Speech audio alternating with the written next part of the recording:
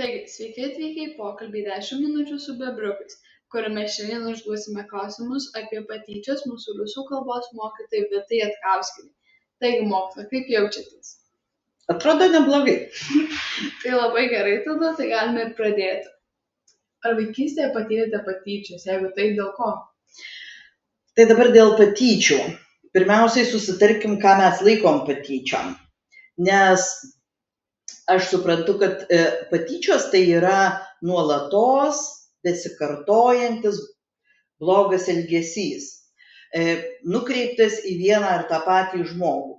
Tai jeigu kalbam apie patyčias kaip apie tokį reiškinį, tai aš neprisimenu, kad aš būčiau patyrus patyčias. Tai būdavo, susipykstam, emocijų pliūpsnis, išvadinam vienas kitą kvailiu, ar dar kažkokiu ne visai maloniu žodžiu, bet tuo ir baigdavosi. O kad iš manęs pastoviai kas nors būtų tyčiasis, tikriausiai mano klasė buvo labai draugiška. Labai gerai. O ką rekomenduojate daryti vaikams, žmonėms, kurie patiria tas patyčias? Patarti jiems ką nors? Aha, čia jau specialisto reikėtų ne manęs.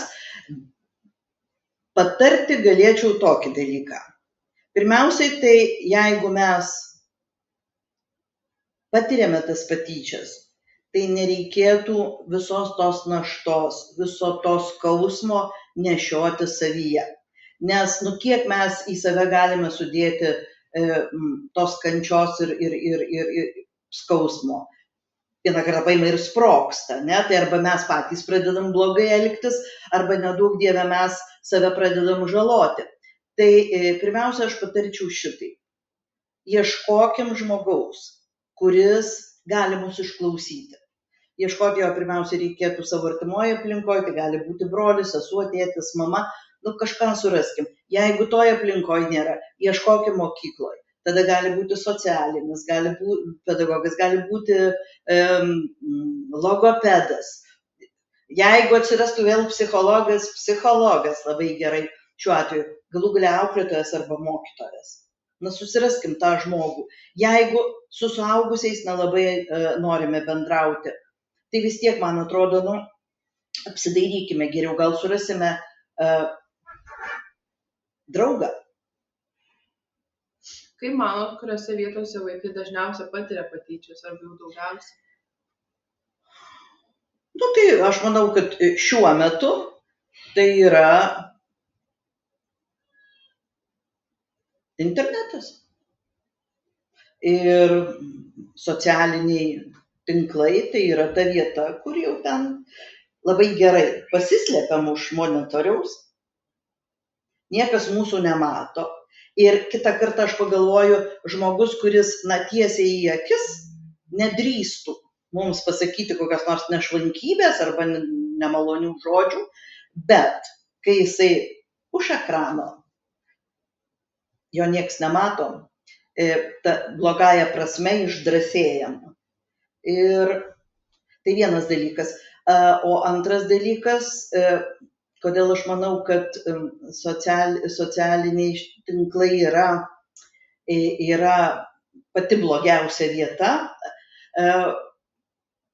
ta prasme dėl patyčių, todėl kad tos patyčios labai plinta greitai. Įsivaizduokit mokykloje, jeigu iš jūsų kas nors pasityčioja klasėje, tai kas girdi? Klasiokai. O jau kai įkelia patyčias į socialinius tinklus, tai įsivaizduokit, kaip iš karto auditorijos atsiranda. Kaip manot, kas daugiau tyčiojasi, berniukai ar mergaitės ir kodėl? Aišku. Kaip čia? Anksčiau tikriausiai būčiau pasakius, kad labiau tyčiojasi mergaitės, nes jos liežuviais plaka viena kita, o berniukai daugiau kumščiuojasi. Bet šiuo metu aš manau ir berniukai neatsilieka nuo mergaičių vienodai. Kaip manot, ar vaikai patiria patyčias tik iš bendraklasių ar iš suaugusių? Aš manau, iš esmės tai pasitaiko ir iš suaugusių. Apskritai vaikai visko išmoksta iš suaugusių. Tas pradinis šaltinis, iš ko mes ko nors išmokstam, tai yra suaugę žmonės. Žinoma, mes ko nors išmokstam gero ir negero ir iš savo draugų, bet tie mūsų draugai irgi kažko gero ar negero yra išmokę, irgi iš suaugusių. Tai suaugę tyčiojasi lygiai taip pat kaip ir vaikai. Čia jau priklauso nuo, sakyčiau, bendražmoniškų vertybių, kiek aš jų turiu ir kiek aš jų neturiu. Ar aš suaugęs, ar aš vaikas. Tai jau čia. O tai kaip mano, dėl ko vyksta tos patyčios? Kaip? Dėl ko vyksta patyčios? Dėl to, kad nelaimingi žmonės. Laimingas žmogus nesityčios.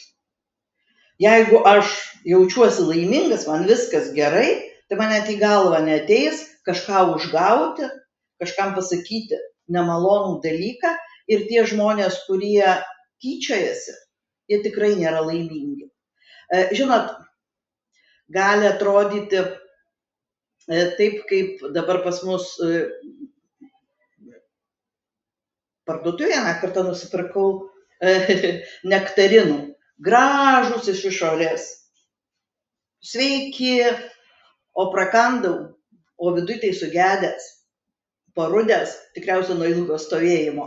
Tai lygiai taip pat, man atrodo, ir tas žmogus, kuris tyčiojasi. Taip iš išorės jisai atrodo bravūriškai, jisai labai drąsus, jisai šaunus ir gali mėtytis visokiais negražiais, įžeidžiančiais žodžiais, bet viduje tai jisai nelaimingas. Nes laimingi žmonės blogų dalykų nedaro. O būdavo atveju, kai jūs tyčiodavotės? Oi, aš tikiuosi, kad ne. Žinoma, būna, kad aš emocijų nesuvaldau, aš pakeliu balsą, aš užrėkiu, bet kad daryčiau tai nuolatos ir visą tai būtų nukreipta į vieną žmogų, ne, aš manau, kad aš taip nesielgiu. Na ir kaip manot, kuri patyčių forma yra populiariausia šiais laikais? Tai jau kaip kalbėjom, aš manau, kad tos elektroninė erdvė. Tai čia populiariausia. Ačiū labai. Ačiū už jūsų mokytojo laiką. Ir čia buvo 10 minučių su